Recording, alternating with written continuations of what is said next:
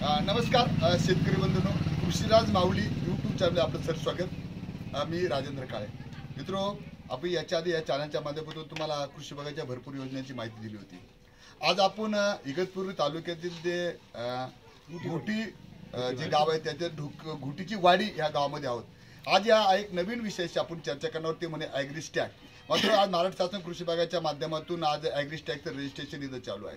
त्या रजिस्ट्रेशनसाठी महत्त्वाचं हे रजिस्ट्रेशन प्रत्येक शेतकऱ्याला करणं कंपल्सरी आहे, कारण हे ॲग्रिस्टॅकचं रजिस्ट्रेशन केल्यानंतर तुम्हाला एक शेतकरी आय डी याच्यामध्ये भेटणार आहे। तो आय डी तुमच्याकडे असल्यानंतर तुम्हाला ज्या शासकीय जेवढ्या योजना आहेत त्या योजनेमध्ये तुम्हाला लाभ घ्यायचा ते आय डी महत्त्वाचा असणार आहे। म्हणून महाराष्ट्र शासन कृषी विभागाच्या माध्यमातून आज या घुटीच्या वाडीमध्ये हा कॅम्प घेतला जातो। याच्यामध्ये मात्र याच्यासाठी कागदपत्र तुम्हाला ठराविक 2-4च कागदपत्र याच्यामध्ये आवश्यक आहे। त्यामध्ये पहिला आहे 7/12 खाते उतारा, आधार कार्ड, आणि जो आधार कार्डला जो मोबाईल लिंक केला आहे तो मोबाईल तुम्हाला लागणार आहे। याच्या माध्यमातून तुम्हाला रजिस्ट्रेशन करणं गरजेचं आहे। आज हा नुकतं नाशिकमध्ये नव्हे तर सर्वत्र हा कॅम्प सर्वत्र दिशेने कॅम्प घेतला जातो। या कॅम्पसाठी आमचे या गावचे कृषी सहाय्यक माननीय मोहन तागड साहेब इथं हजर आहेत। त्याचप्रमाणे हे गावचे जे प्रगतशील शेतकरी आहेत, सरपंच आहेत, त्याच्यामध्ये राजेंद्र पाटील आहे ते सरपंच या कॅम्पसाठी हजर आहेत। त्यामुळे नारायण आबा जाधव आहेत ते प्रगतशील शेतकरी, ते सुद्धा कॅम्पसाठी हजर आहेत। त्यांचं सहकार्य आम्हाला लोक गोळा करायला, शेतकरी गोळा करण्यासाठी चांगल्या प्रकारे होतं। त्यामुळे दिलीप पाटील जाधव आहेत ते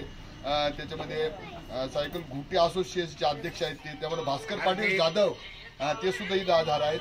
सोपान भोर, भगवान भोर आणि भाऊ पाटील आडोळे हे सर्व शेतकऱ्यांचं कॅम्पसाठी चांगलं मार्गदर्शन होतं, चांगल्या प्रकारे सहकार्य होतं। त्या माध्यमातून या गावचं रजिस्ट्रेशन चालू आहे। या कॅम्पसाठी महाराष्ट्र कृषी विभागाच्या मधून जे आवाहन केलं जाते, या तालुक्याचे तालुका कृषी अधिकारी इगतपुरीचे जे तंबडके साहेब यांच्या माध्यमातून मंडल कृषी अधिकारी, कृषी पर्यवेक्षक, कृषी सहाय्यक यांच्या माध्यमातून आवाहन केलं जातं की सर्व शेतकरी बांधून हे रजिस्ट्रेशन करणं गरजेचं आहे। मित्रो, पुन्हा एकदा महाराष्ट्र कृषी विभाग तालुका इगतपुरीच्या वतीने, तालुका कृषी अधिकाऱ्याच्या वतीने असं आवाहन केलं जातं की आज इगतपुरी तालुक्यातल्या सर्व शेतकऱ्यांनी आपलं रजिस्ट्रेशन करून घ्या। आणि रजिस्ट्रेशन केल्यानंतर तुम्हाला ॲग्रिस्टॅकवर रजिस्ट्रेशन केल्यानंतर एक आय डी दिला जाईल। आय डी कार्ड भेटल्यानंतर ते आय डी कार्ड तुम्हाला सर्व योजनांसाठी महत्त्वाचं असणार आहे। त्यांना पुन्हा एकदा मी सर्वांना आवाहन करतो की सगळ्यांनी ॲग्रिस्टॅकचं रजिस्ट्रेशन करून, कार्डचं रजिस्ट्रेशन करून आय डी कार्ड आपलं उपलब्ध करून घ्यावं अशी सर्वांनी विनंती करतो।